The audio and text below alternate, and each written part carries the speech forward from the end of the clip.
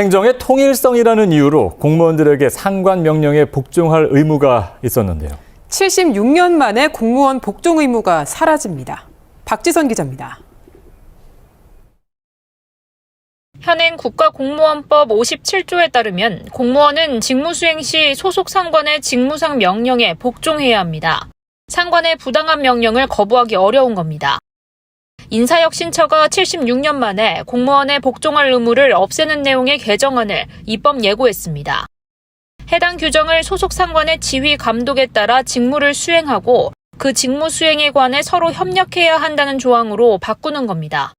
상관 지휘 감독에 대해 의견을 낼 수도 있고 위법한 지휘 감독 이행은 거부할 수 있으며 이를 이유로 불리한 처우를 받지 않는다는 점도 명확히 했습니다. 이번 개정으로 공무원이 법령에 따라 소신껏 일할 수 있는 기반을 마련함으로써 국민에 대한 책임성을 강화하고 대화 토론을 통해 합리적으로 의사결정을 하는 수평적 직무 환경을 조성할 수 있을 것으로 기대합니다. 이와 함께 공무원이 육아휴직을 사용할 수 있는 자녀의 나이가 기존 8세 이하에서 12세 이하로 상향됩니다. 난임휴직도 신설됩니다. 그동안 난임 치료를 위해선 질병휴직을 사용해야 했지만 앞으로는 난임휴직이 신설돼 특별한 사정이 없으면 휴직을 허용하도록 했습니다. 육아 친화적인 공직 문화를 조성한다는 취지입니다. 이번 개정안에 대한 의견은 다음 달 22일까지 국민참여입법센터 누리집에 제출할 수 있습니다. 정부는 이후 국회에서 개정안이 통과되면 6개월 유예 기간을 거쳐 내년 안에 시행될 것으로 전망했습니다. KTV 박지선입니다. 국내 기술로 개발한 한국형 발사체 누리호의 4번째 발사가 하루 앞으로 다가왔습니다. 현장에 나가 있는 취재 기자 연결해 자세한 상황 알아보겠습니다. 자, 김유리 기자, 현재 발사 준비 상황 어떻습니까? 네, 저는 지금 전남 고흥에 있는 나로 우주센터에 나와 있습니다. 누리호는 어제 발사대로 옮겨졌고요. 현재 우주를 향해 우뚝 선 상태입니다. 어제 늦은 시간까지 발사대에 누리호를 설치하는 작업이 이어졌습니다. 그러나 고흥에 강풍주의보가 내려지는 등 기상 조건이 악화되면서 작업이 다소 지연되고 있는데요. 항공우주연구원에 따르면 누리호의 전원과 추진제 등을 공급하는 엄빌리칼 연결 작업을 오늘 오전 중 완료할 계획입니다. 또 연료나 산화제 충전 과정에서 막히거나 새는 곳이 없는지 확인하는 기밀 시험도 모두 마칠 예정입니다. 오늘 오후부터 발사 운영이 예정돼 있었던 만큼 발사는 정상적으로 이뤄질 거로 보입니다. 이번 4차 발사의 특징 중 하나는 발사 시간으로 꼽힙니다. 그동안은 누리호 발사가 낮이나 이른 저녁 시간대 이뤄졌는데요. 이번에 처음으로 새벽 1시경 밤하늘을 가로지르게 됩니다. 발사 시간은 주로 탑재체인 위성의 임무와 밀접한 관련이 있습니다. 주탑재 위성인 차세대 중령위성 3호의 주요 임무 중 하나는 지구 오로라 관측인데요. 이에 따라 오로라 관측에 적절한 시간대에 위성을 쏘아 올려야 합니다. 태양빛이 약한 시간대에 목표 궤도에 가도록 하기 위해 새벽에 발사하게 된 겁니다. 이외에도 발사장 위치와 지구 자전 속도 등을 고려했을 때 새벽 1시 전후가 가장 적절한 거로 결정됐습니다. 국내 처음으로 시도되는 야간 발사인 만큼 연구진들의 피로도 관리 등 인력 운용에도 신경 쓰고 있습니다. 네, 앞서 말씀하신 것처럼 국내 첫 야간 발사로 많은 관심을 모았는데요. 이번 누리호는 과거 3번의 발사와 달리 민간 기업이 주도를 했죠? 네, 맞습니다. 정부가 주도했던 지난 발사와 달리 처음으로 민간이 주도한 사례입니다. 이 부분이 이번 제작 과정에서 가장 크게 달라진 특징이라고 할 수 있는데요. 누리호 1차부터 3차까지는 한국항공우주연구원이 누리호 제작을 주관했습니다. 그러나 이번 4차 발사는 민간 기업인 한화에어로스페이스가 단조립부터 전체 발사체 조립까지 제작 전 과정을 맡았습니다. 국내 독자 기술로 개발한 누리호 기술을 민간 기업에 이전한 이유는 국내 우주산업 생태계 역량을 한 차원 더 성장시키기 위해서입니다. 또 누리호 3차는 위성 8개, 총 500kg 무게로 발사했는데요. 이번에는 총 960kg 무게의 위성 13개를 발사하게 됩니다. 위성 수가 늘어난 만큼 위성 사출도 더 원활히 이뤄져야겠죠. 사출관 개폐 장치가 기존 1개에서 2개로 늘었습니다. 지난 3차 발사 때 사출간 문이 열리지 않아 위성이 누리호에서 분리되지 못하는 일이 발생했는데요. 이처럼 못 내보내는 위성이 없도록 하기 위해서입니다. 또 사출 여부를 정확히 확인할 수 있도록 위성 내부 카메라도 3대를 설치했습니다. 정확한 발사 시간은 오늘 오후 8시 15분경 발사관리위원회에서 최종 확정됩니다. 기상 상황이나 우주 물체와의 충돌 가능성을 고려하게 되는데요. 별다른 문제가 없다면 내일 새벽 0시 55분 누리호 4차가 발사될 예정입니다. 지금까지 전남 고흥 나로 우주센터에서 전해드렸습니다. 누리호가 발사대 기립과 고정 작업을 마쳤는데 성공의 가장 중요한 요소는 뭘까요? 마지막 변수는 날씨가 될 전망입니다. 이번엔 발사 조건이 괜찮은 건지 정유림 기자가 짚어봤습니다. 누리호가 무진동차에 실려 발사대로 옮겨집니다. 이번 누리호 4차 발사에선 이송 시작 시간이 예정된 시각보다 1시간 20분가량 늦어졌습니다. 전남 고흥 지역에 내려진 비 예보 때문입니다. 이같이 누리호를 옮기는 과정부터 기상 조건은 큰 변수입니다. 발사체가 설치될 때와 비행할 때에는 바람이 문제가 될 수 있습니다. 돌풍이 발사체를 흔들거나 비행 궤도를 바꿔버릴 수 있기 때문입니다. 지난 2차 발사 땐 강풍으로 발사가 한 차례 미뤄졌습니다. 평균 풍속이 초속 15m, 순간 풍속은 초속 21m 이하여야 합니다. 비행 경로에도 낙뢰가 없어야 합니다. 발사체를 구성하는 전기 부품에 손상이 발생할 수 있기 때문입니다. 온도는 영하 10도에서 영상 35도 사이면 되기 때문에 문제되지 않을 것으로 보입니다. 현재까지 기상청은 누리호 발사에 지장이 없을 것으로 내다보고 있습니다. 비교적 날씨가 양호할 것이란 전망입니다.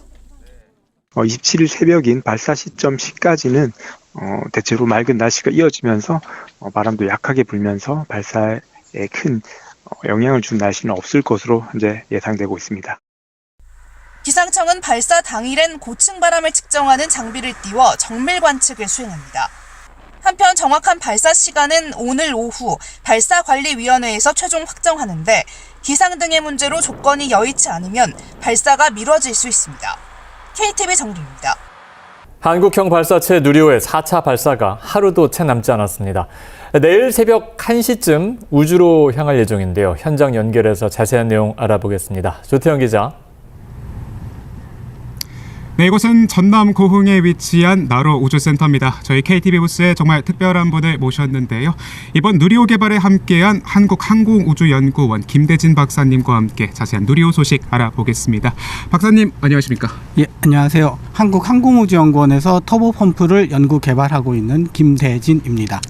네, 누리호 발사 이제 정말 코앞에 두고 있습니다. 이번 사업에 참여하신 만큼 또 기대감이 크실 텐데 현재 기분이 어떠신지요? 2차 발사, 3차 발사에서 누리호가 정상적으로 작동한 걸 확인을 했고요. 4차 발사에서도 오늘 날씨만큼이나 좋은 결과가 있기를 기대하는 마음도 있고 혹시나 제가 담당했던 부분에서 문제가 있지 않을까 다시 한번 생각도 하고 있습니다. 네, 노력하신 만큼 이번 발사 무조건 성공할 거라고 기대해 보겠습니다. 감사합니다. 네, 발사체 심장이라고 불리는 이 터보펌프를 담당을 하셨다고 방금 말씀해 주셨습니다. 이 터보펌프가 무엇인지 시청자분들께 설명 부탁드립니다. 우리가 이제 심장이라고 하면은 몸에서 혈액을 온몸으로 이제 공급해주는 역할을 하죠. 터보펌프는 연료와 액체 산소를 발사체 엔진 곳곳에 전달하는 역할을 하기 때문에 발사체의 심장이라는 표현을 쓰게 되고요. 터보펌프는 발사체 안에 들어가 있는 다른 구성품과 다르게 굉장히 빠른 속도로 회전을 합니다. 예를 들어 누리호 1단에 들어가는 터보펌프는 1분당 10,000번 회전을 하게 되고 3단에 들어가는 터보펌프는 1분당 30,000번이나 회전을 하게 됩니다. 네, 엔진에 연료를 공급하는 심장의 역할이다. 예. 이렇게 정리를 해보겠습니다. 이번 발사 준비 과정에서도 또 어려운 부분이 있었다고 들었습니다. 어떤 게 조금 어려우셨을까요? 3차 발사 끝나고 2년 반 동안의 공백기가 있었는데요. 그동안에 이제 제작 기업들도 마찬가지로 제작을 안 하는 상태에 놓여 있었습니다. 그래서 어떤 기업들은 제작을 아예 포기를 하기도 하고 제작하는 사람이 바뀌기도 하기 때문에 그 새로 제작한다는 기분으로 이제 제작을 하게 되고 그에 따른 이제 품질 관리를 좀 더 열심히 신경 써서 하는 점이 가장 어려웠다고 볼 수 있었습니다. 네, 그 어려웠던 지점을 또 극복을 하고 또 이제 발사 하루를 앞두고 있어서 또 저도 기대가 많이 됩니다. 성공을 위해서 많은 조건들이 필요합니다. 기상 상황도 있고요. 또 여러 가지 조건이 갖춰져야 할 텐데 팀장님께서는 이번 4차 발사의 성공 가능성 전망 어떻게 하십니까? 그 성공 가능성을 제가 몇 %다라고 말씀드리기는 좀 어려울 것 같고요. 저희가 경험이 아직 많지 않기 때문에 대신에 모든 발사에 있어서 완벽한 발사가 될 수 있도록 항상 열심히 준비하고 있다는 점만 강조하고 싶습니다. 네, 아까도 언급했습니다만 완벽한 준비를 위해서 정말 많이 노력을 하셨다고 하실 만큼 이번 발사 성공적으로 이루어지길 기대해 봅니다. 자, 그럼 다음으로 오늘 하루 동안 이루어지게 될 작업은 무엇이 있는지도 짚어보죠. 현재는 발사체 서비스 플랫폼을 통한 작업이 이루어지고 있고요.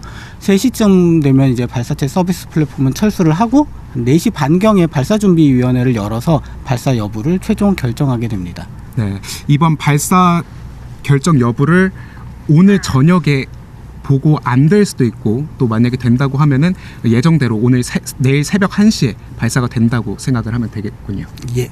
알겠습니다. 다음 질문 넘어가 보겠습니다. 이번 4차 발사의 특징이 있습니다. 바로 민간 기업 하나 에어로스페이스가 참여한 점인데요. 아무래도 민관 합동으로 준비한 첫 발사라고 들었습니다.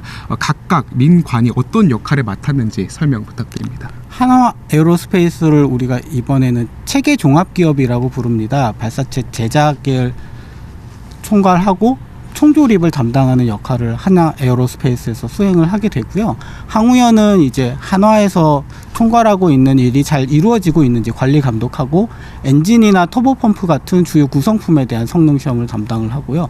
4차 발사의 경우에는 발사 운용도 항우연에서 많이 참여하고 있습니다.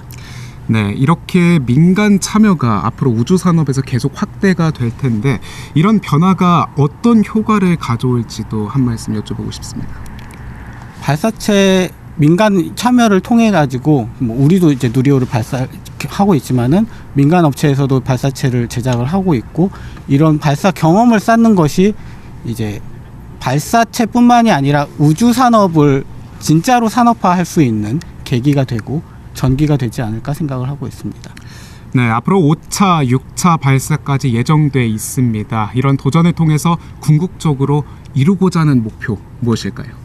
우선은 한화에서 항우연이 가지고 있는 기술을 잘 전수받아서 한화에서 자생적으로 발사체를 운용할 수 있는 역량을 키우는 것이 중요한 목표가 되겠고요. 그리고 이제 4차 발사, 5차 발사, 6차 발사를 통해서 우주 산업 이제 발사체를 제작하는 기업들이 이제 좀 더 많은 경험을 쌓고 신뢰도를 쌓는 경험을 쌓는 것이 중요하다고 볼 수 있습니다. 네. 마지막으로 우리 시청자분들께 또 이제 이번 사업에 함께 하셨던 실무자로서 마지막으로 한 말씀 부탁드리겠습니다. 늘 이제 발사를 준비하고 있으면서 여러분들이 관심을 가지고 응원해 주시는 것을 경청하고 있습니다. 그런 응원에 보답할 수 있도록 조금 더 좋은 발사체가 될 수 있도록 항상 노력하고 있다는 점 기억해 주시면 감사하겠습니다. 네, 오늘 이야기 여기까지 나누겠습니다. 지금까지 김대진 항우연 터보펌프 팀장과 함께했습니다. 팀장님 고맙습니다. 예, 감사합니다.